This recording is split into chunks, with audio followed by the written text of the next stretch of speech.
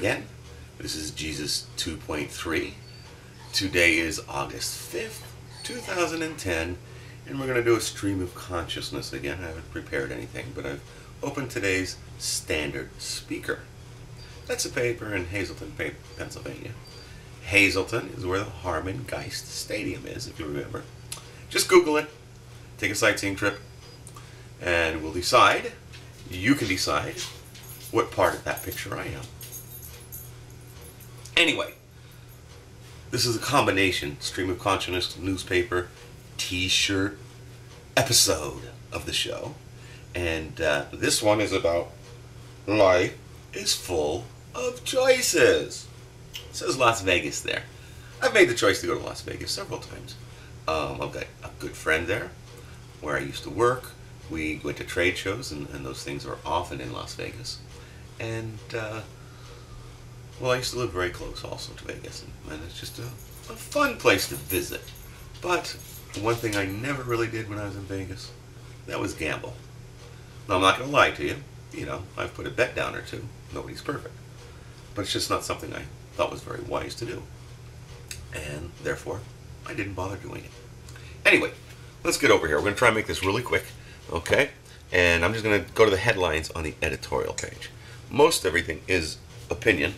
Let me see if I can get back here a little bit. You want to see my whole head, don't you? Okay. I mean, that's what helps us to see and understand what we're saying, is when we see somebody. When I just type it and you read it on a page, you don't quite get the same impression as if you see one somebody. Anyway, so I'm just going to go through the headlines on the editorial page. Most everything in the newspapers these days is opinion. Front page, back page, sports page, you name it. But this is actually the honest part of the paper, where they honestly tell you it's opinion. And let's see here. They're talking about religious freedom, our sacred right, and of course I believe that. That's a choice that we all should make, and we should have to make it on our own. This is the difference between how Christians perceive their religion and how Muslims perceive their religion. Muslims believe that they should lead by example. They don't actually have an active, organized missionary force, because Muslims believe that there is no compulsion in religion, that every human being is free to choose what religion they want. In the end, they'll discover who's right. Okay? So it's quite easy. And so, look, I'm on board with that. Here we've got keeping the faith, losing religion. This is Leonard Pitts. Now, Leonard, I've often really connected to this man, reading his stuff. I like his stuff. And what he's talking about here is Anne Rice on Facebook.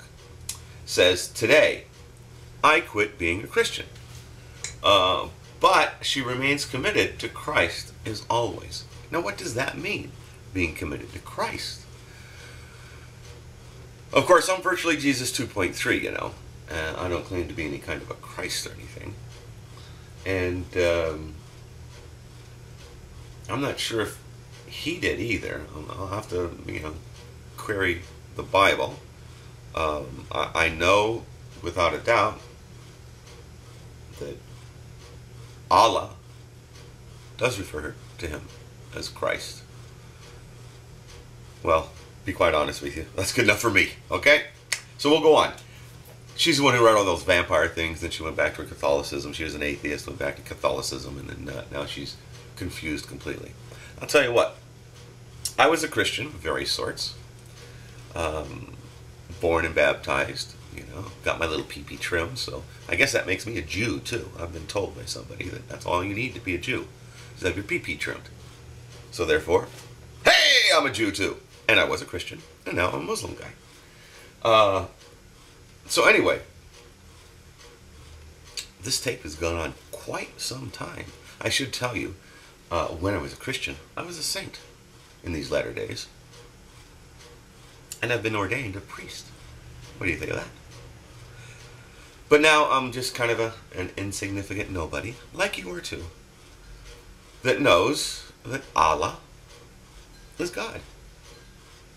And of course that the Quran is his word. That's simple, man.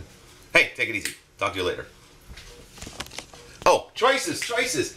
There are some other choices we make in our life. Oh, there we are. Which bud do we like to smoke? Oh, man. Listen, now this is an argument I know I'm going to get with some of my Muslim brothers. They think I'm promoting smoking dope. No, I'm just saying it's a choice we make.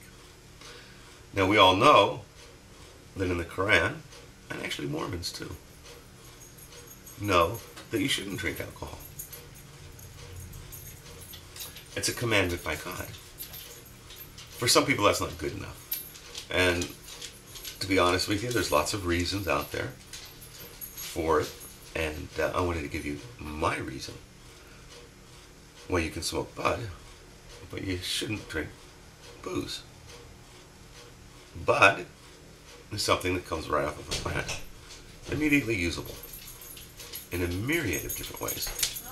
Hi, sweetheart. And alcohol is quite different. It has to ferment. It takes time. Time is the enemy, because you only have so much time in this world. And what you do with alcohol is you put that time in a bottle, put it on a shelf, and drink it later on. That's the issue. Okay, guys? Jesus 2.3, signing off.